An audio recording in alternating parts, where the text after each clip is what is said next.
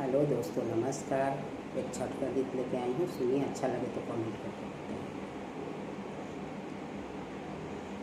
काचही बाँस के बहंगिया, बहंगी लचकत जाए, बहंगी लचकत जाए।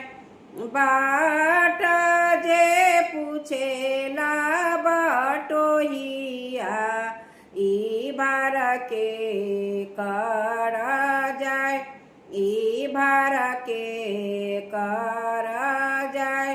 तू ताया हवे रे बटोहिया, ई भार छठी माई के जाए, ई भार छठी माई के जाए।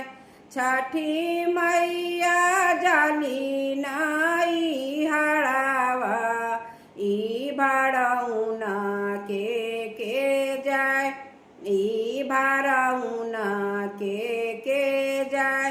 पेन्हाना बलमुजी पियरिया, दौरा घाटे पहुँचाए, दौरा घाटे पहुँचाए।